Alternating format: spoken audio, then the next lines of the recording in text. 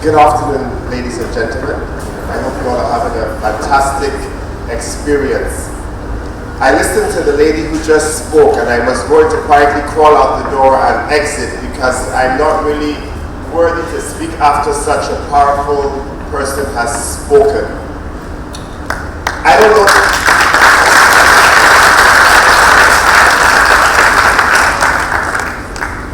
I don't know numbers, I don't know figures. I always say to people, I didn't go to school. And I say that so that people who want to start to do things on their own can understand you don't need to be this big, powerful person to succeed in life.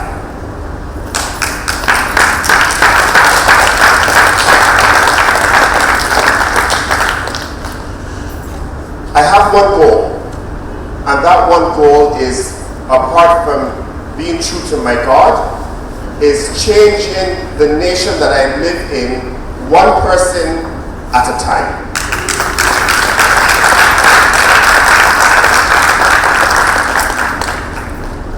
I don't believe that I have to change everybody in this room because I can't.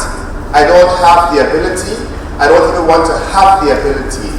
But if one person can listen to all that has been spoken of through the day-to-day and can be changed, then the building, the foundation begins. And that is what I always say, one person at a time. I'm not sure I can use this manner, but I will try. Oh, okay, I pointed there. But I can't even see what is over there, unfortunately. Okay. I'm going to tell you a bit about myself. And I'm not telling you about myself to boast, but I'm telling you about myself to inspire you. I went to medical school. I'm a medical doctor. I have a degree. I work as a medical doctor. But at the same time, I had a business on the side. I started my cake business 32 years ago. I have remained focused. I haven't wavered. I haven't done 500 things alongside that. All my businesses are very related and similar to themselves. My father called me one day and said, "My dear son, you cannot worship two gods. You cannot successfully worship two masters." In other words, you have a full-time job and your business is now growing. You have to decide to do one and leave one. And that's what the lady said to you earlier on. If you do a business on the side that is not clashing with your main business, when that business can feed you and your family, you can decide to exit the other. And my father's concern was, because he's also a medical doctor, that if I continue the way I was going, I will either not have a good business or I will fail in my medical career. And I very quickly chose to do my business because my business was my passion. My father then said something else to me. He said, "My son, if you want to sell groundnut on the street, I will support you. The only thing is, you better be the best groundnut seller on the block."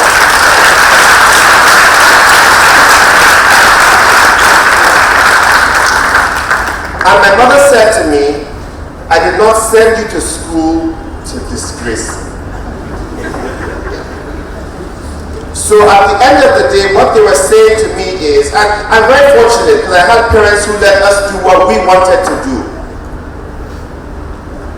But my father said, "You must succeed because the money I have made as a man is for me and my wife. I have sent you to school and I am done."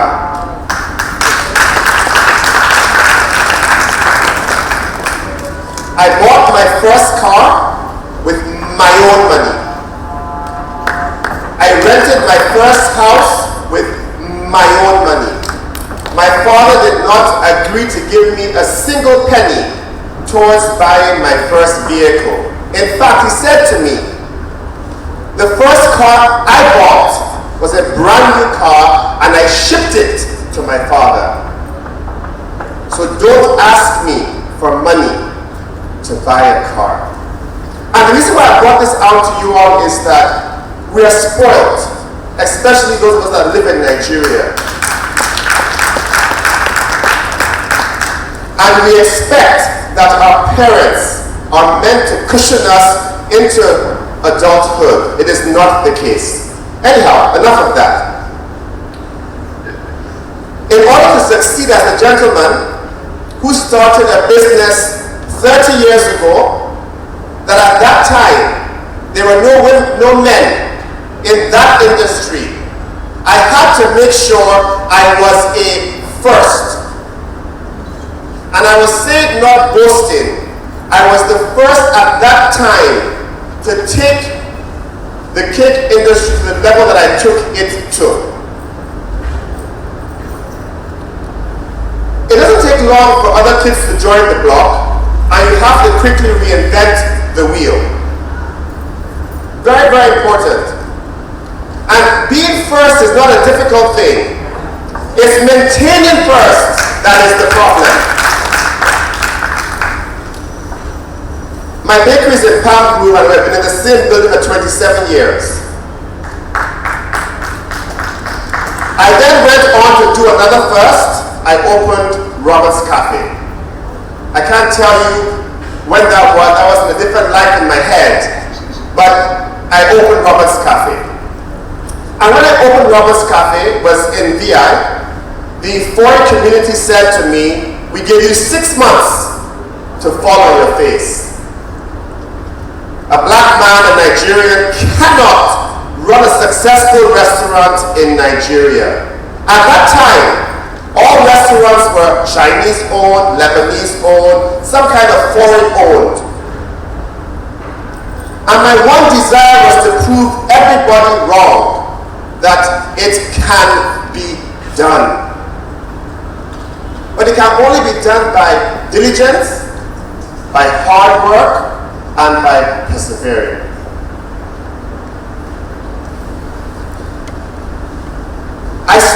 I wasn't stupid.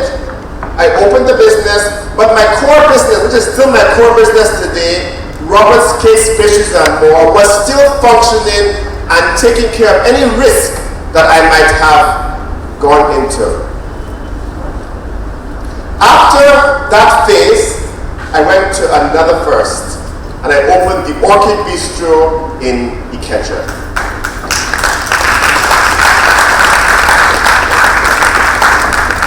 Once again, I'm not saying this to big up myself. I'm saying it to let you understand that what you want to do, you can do. But most importantly, I had decided in my mind, I will only do first. I'm very lazy. I don't hide it. If you give me the ability to go and sleep on the beach now and sleep all day, I will do so. However, I also know that I want to have those crystal glasses she talked about. I want to fly in a certain cabin on the plane, and that costs money. So I get up in the morning, I don't want to fry somebody's eggs. I don't. But I do. I do because I have a goal. I have a family to feed. I have myself to take care of. But most importantly, I have 29 people in one business that rely on me for sustenance. So I have to go to work. I don't understand here now. I really don't. Traffic to come from Ikeja was horrible. I'm afraid of all these many businesses I'm seeing. But I made a commitment to the lovely lady that I will come. And once you make a commitment in life, you have to honor those commitments.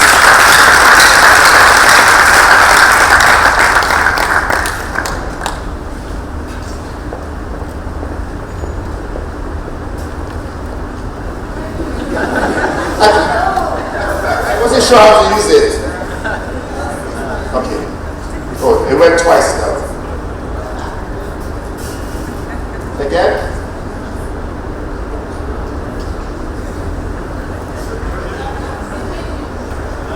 Okay, change it for me, please. Sorry. I didn't go to school, you shouldn't be annoyed.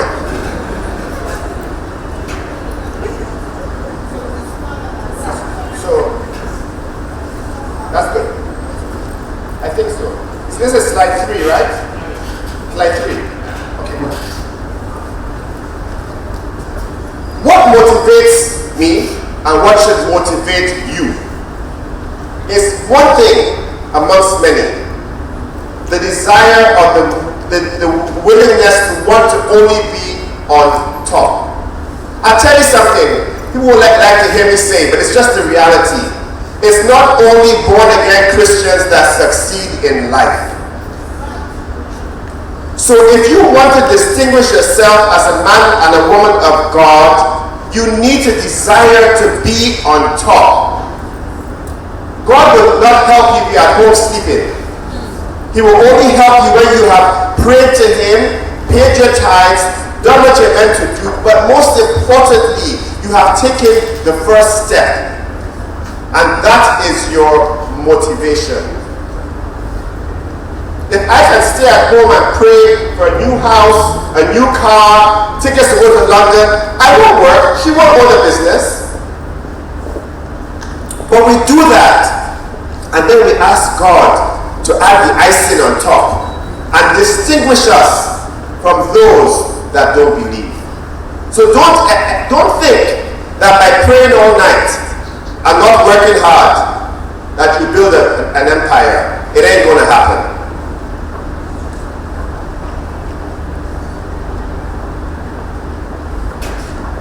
Status quo. Don't be content with status quo.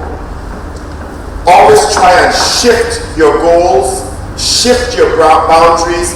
Even if you're working for someone, work in a way that, wow, the day you say, I want to leave my job, she begs you, give me 1 month more. I can't do without you. Help me train somebody else. One of my staff resigned yesterday and I said, thank you, Jesus. Finally. And that is not a good thing. The day I left my medical job, they asked me to stay 3 months longer.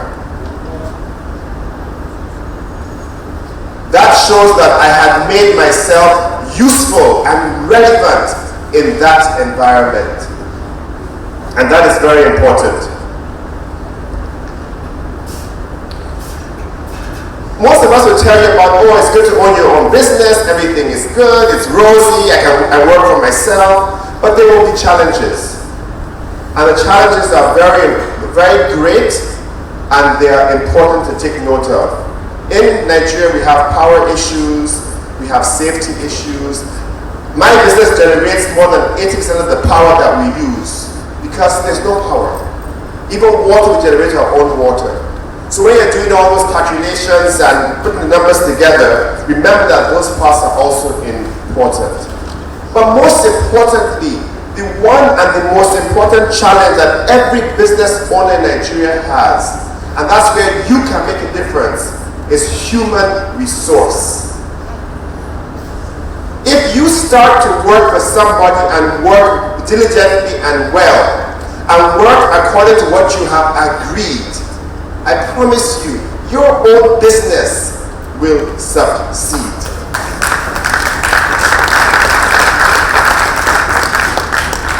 You can't expect to work wishy-washy for madam, and then you now own your own business, and suddenly people will work for you as though you're a king. It's not going to happen. What goes around definitely comes around.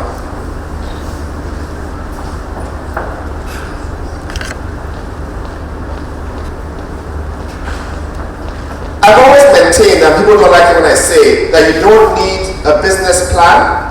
You don't need all the data to start a business.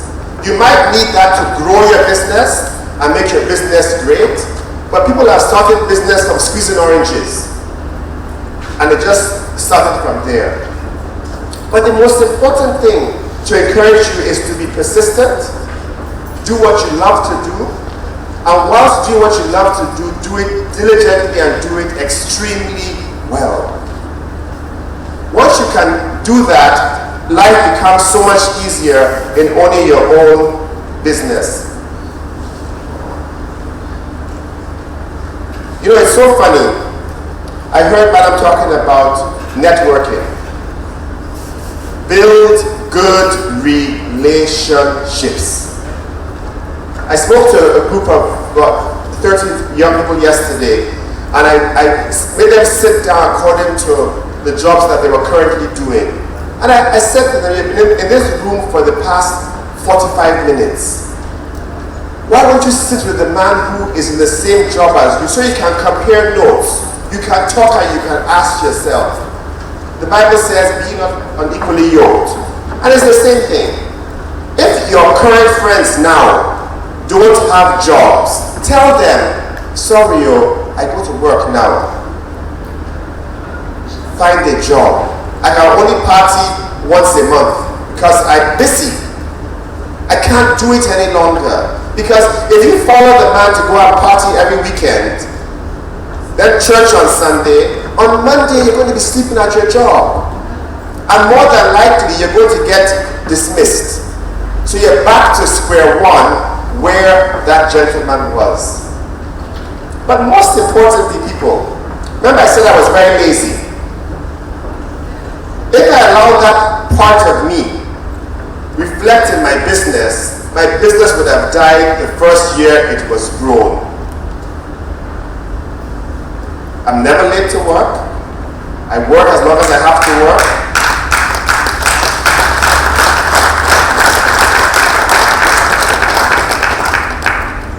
That is so key and so important. I use the word when I say I'm lazy. I'm not really lazy. Yeah, but I use that so you can understand that people who say to me, doctor, I can't wake up in the morning. It's so difficult for me. Kick that demon out of your life. If I tell you now, they're giving free American visa to everybody, but you must be there at 2 a.m. in the morning, I cannot get there before you. Or if it's free $1 million at Union Bank, let's all leave now. Before I know what has happened, you could have gotten to Union Bank. But go to work on time, it's not possible.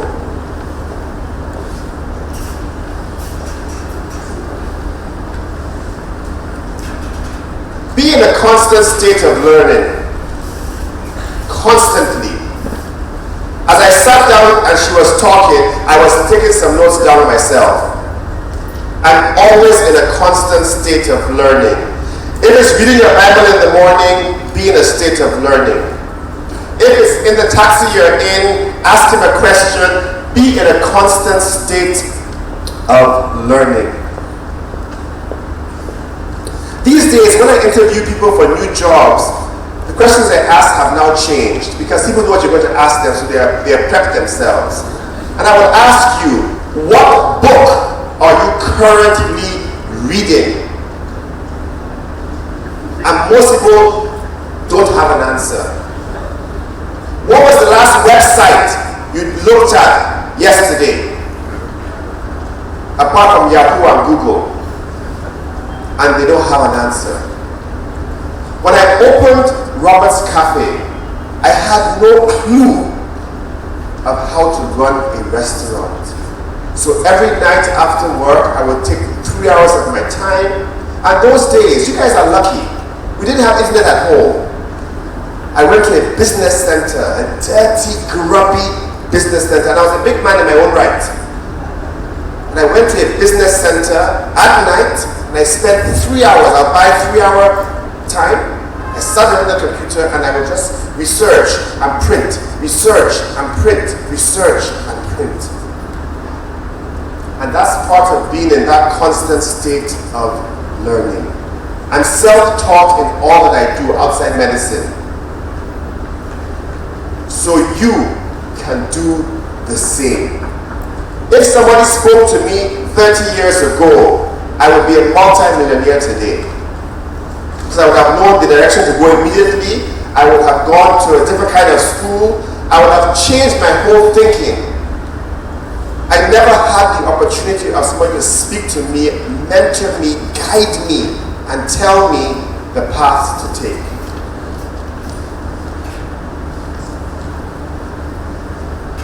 Remember, if you have a business idea and you sit down here, 10 million people have that same idea. It's the man that takes it first, starts it first, and makes it different first that will succeed. Look at pure water. At one time, you could hardly find pure water to buy. Now it's everywhere. Everybody's making pure water. And that is just the reality.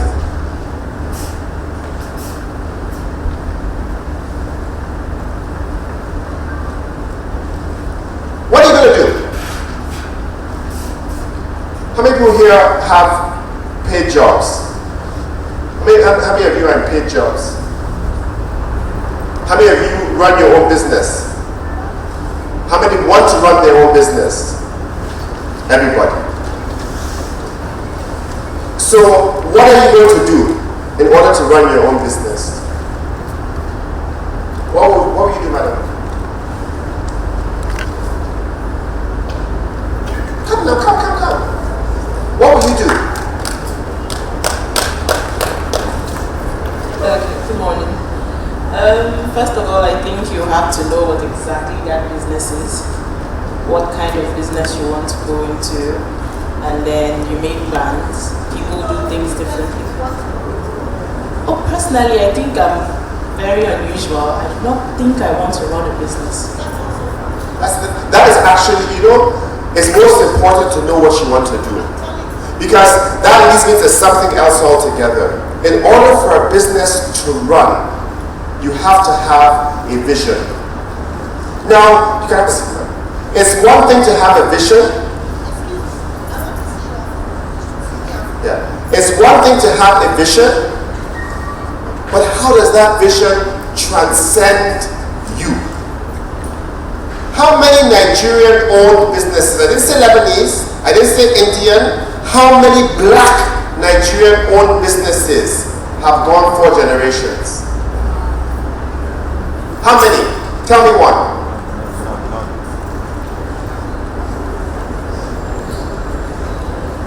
Madam says 4 generations is a long time. But look at Coca-Cola, look at Pepsi, look at 7-Up. Those are businesses. Look at Delta, look at Virgin Atlantic. Those are businesses that were run and started by people like you and myself. The reason why our businesses do not go beyond 1 generation is because the man that has the vision keeps the vision to himself. And that is the reason. I tell my staff every day, you are my legacy. If I die tomorrow, the business belongs to you.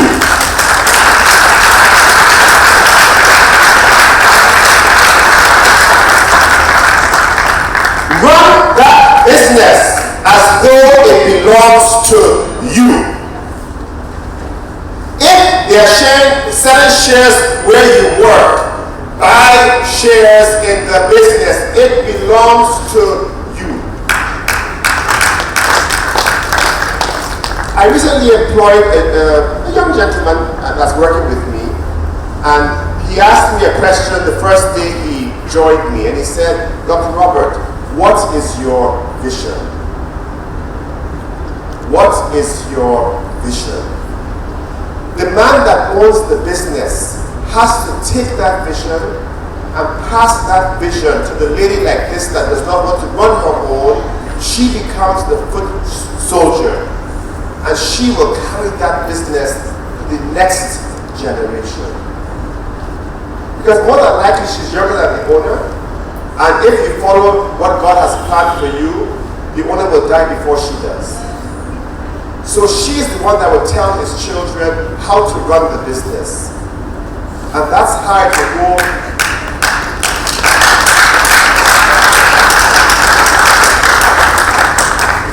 That is how it will go to the next generation. My oldest staff has been with me for 21 years. And the one following him, next oldest, will be with me for 15 years. And that is my legacy. if I die tomorrow, they are the ones that will help me carry my business to the next generation. So as important as it is to be a business owner, it's also important to have good foot soldiers. They are the ones that make the business. I can only think the dream the dream. I can't flip every egg. I can't make, and I'm standing here now, people are eating scrambled eggs, people are eating cake, but I'm here. So I have to have the people who will carry my vision. So, as Adam said to you earlier on, if you're talking about your plans and your business, talk to the people who are relevant. Call your staff.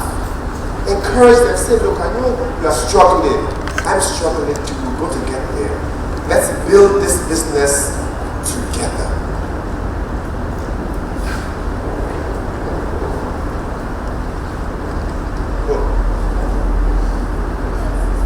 Sorry, I got ahead of myself. At the end of the day, as I said to you all when I started, I'm not a professor. I don't want to be. I'm just a simple, everyday Joe that runs a business that no one thought could be a successful business in Nigeria. And what we did back in the day, 20-something years ago, we tried to encourage other businesses like ourselves. We formed the ISIS group in Nigeria. We encourage other young businesses. Today, anybody who bakes cakes and bakes them well is making a lot of money. That's just the reality. And I can say it, I can boast it, that we paved that road.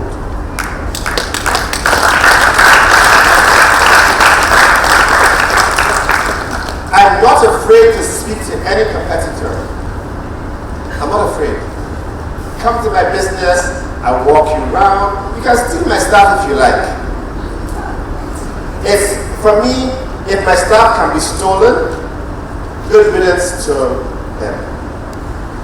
My loyal staff will tell me, doctor, that woman tried to steal me last week, be careful with her. And it happens all the time. So at the end of the day, as a business owner, don't be afraid to speak to your competitors, because watching them and observing them helps you to actually make yourself better. When I walked in, Adam asked me if I'm going to use slides. What did I say? I said no.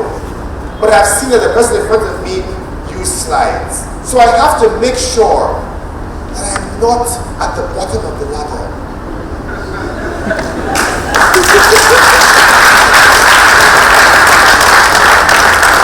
That is as raw and as honest as it can be. Before I go into any situation, I make careful decisions. My staff say I'm a soothsayer. I'm not a soothsayer. I just look at everything and listen to God that speaks to me. I will not be the front bencher in church. I don't deny that. But God does speak to me. And I listen. And I make careful decisions by observing what. If I came in here now and nobody was wearing a jacket, and I left mine in the car, you have to conform to your environment. I tell my young friends that have children, when the kids say hi, I say, hi is not for me. We're not in America. Yes. So you cannot greet me, good morning, Dr. Robert, good morning, Uncle, good morning, sir. Forget it.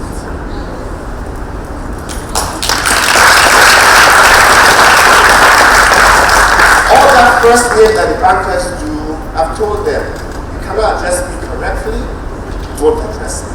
My first name is Dr. Full Stop, my last name is Robert. Address me correctly. And that is how we will keep our country and our nation in check. You get a small child today, they can't even sweep because you, the parents, have spoiled them. Don't spoil yourself because your business cannot grow if you are spoiled. Thank you very much.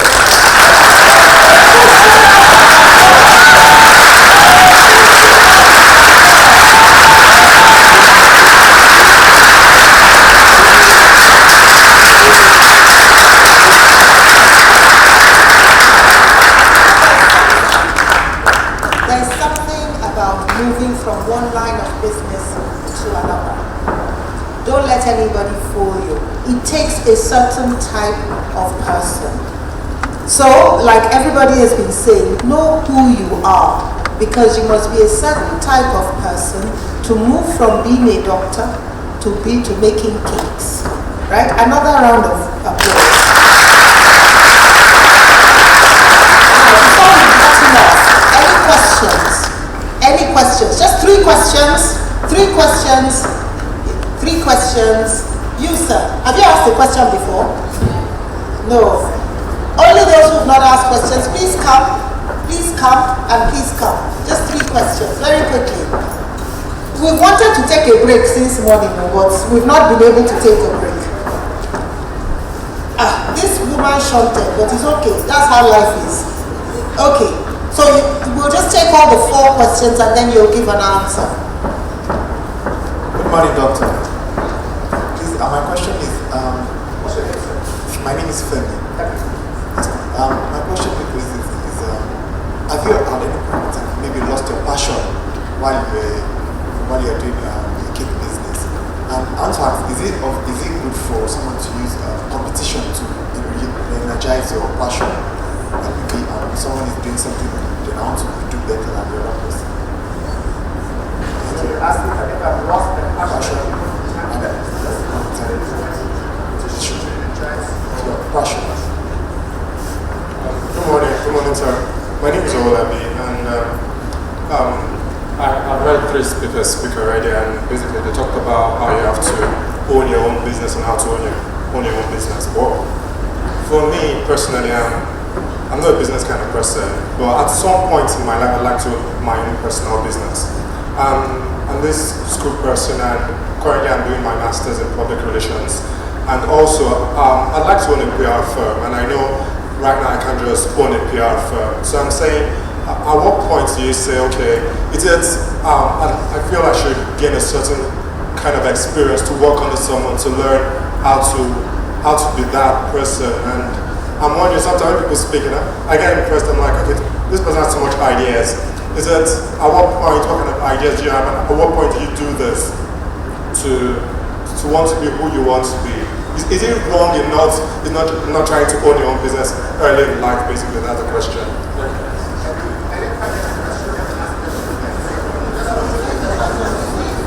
Bottom line of the question is, must he own his own business early in life?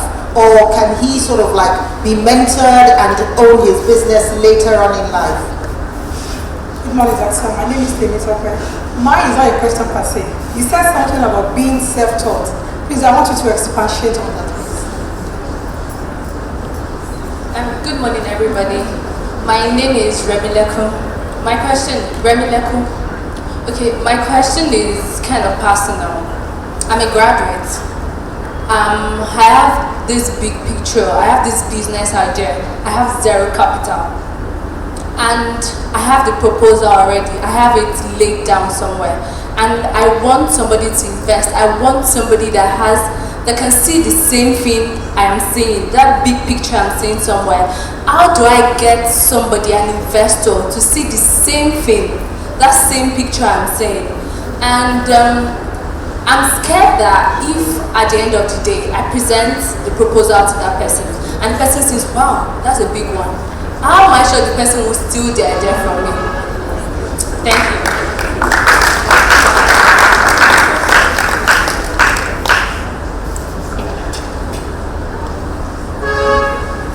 Femi, you asked if at any point in time I had lost my passion for my business. That's a tricky one to answer. Everybody in life has the days that they are lower than they were the day before. But you then remember your vision, you remember your goals, and you remember why you're doing what you're doing. And that desire to lose your passion is kicked out the window. I said to you all earlier on, there's some days I do not want to flip anybody's eggs. I really don't. But I remember that I have people who depend on me. And very quickly, that thought is erased from my mind. It's almost like the devil and the angel are talking to you at the same time. You have to quickly listen to the good and discard the bad. So, Mr. Femi, I have had days when I thought I would lose my passion, but I have not yet allowed my passion to be lost.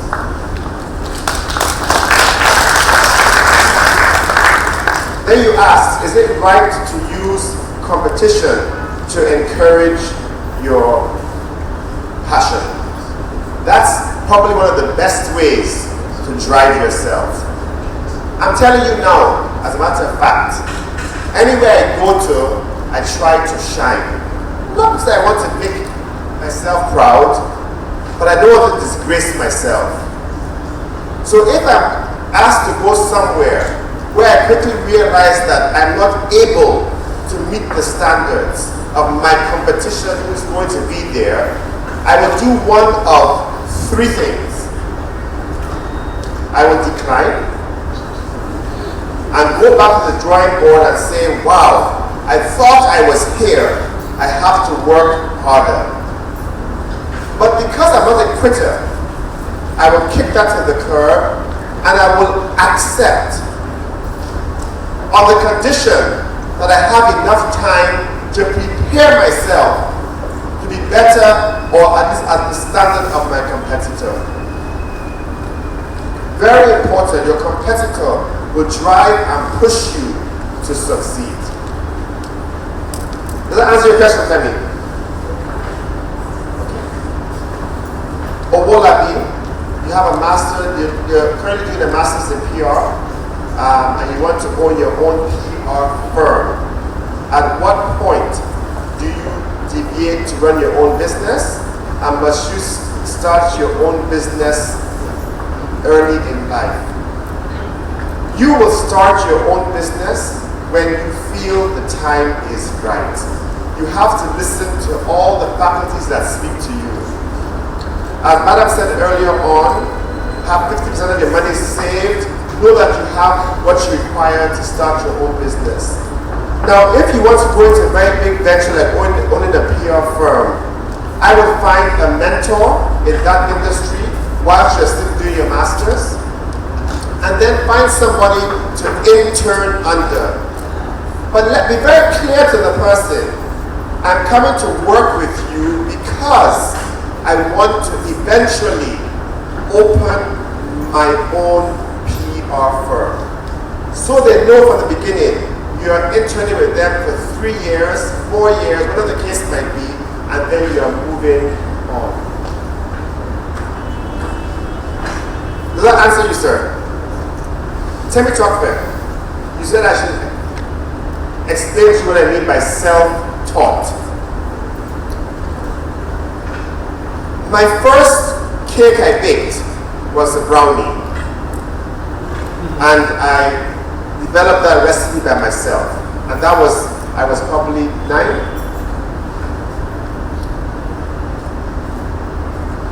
And I was very fascinated at the whole process.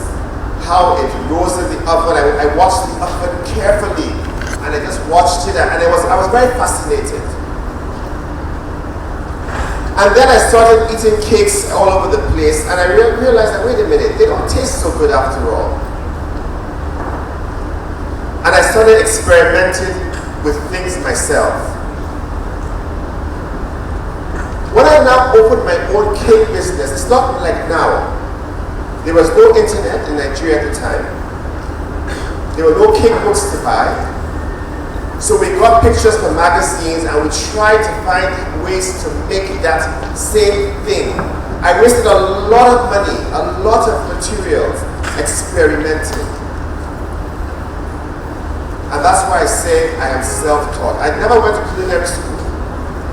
I don't have a culinary degree, I have a medical degree.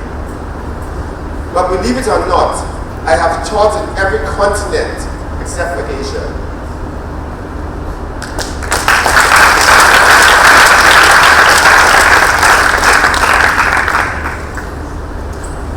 Once you desire to do something, you know it now, come on. Once you desire to do something, if you stick with it, you get it and you perfect it. That's the reality. That is the reality. Today, my senses are so trained that if I taste a meal that she has cooked, I can go back and do it myself. It might not be the same way as hers, but I will do it myself. All of that, you cook stew, and you will boil the tomato from now till your grandfather comes back from heaven. I cook by in 15 minutes. I've tasted it. I know the things that you want. I'm very lazy. I've told you that before. I've found a very quick and easy process to speeding it up. My brother-in-law is German, and he always laughs at Nigerian food because he loves Nigerian food and he can cook all. And nobody taught him. He cooks egusi soup, okra soup, jollof rice, and he's done that by tasting it and then say, wow, what's jollof rice really? It's rice and rosa, which is a Mexican dish. That's tomatoes and rice. What's egusi soup? I think you make stew. You add leaf, you add the egusi inside. What do you have? Egusi soup. They're coming to call me, so I will stop now. Last question was, I can't read my own writing.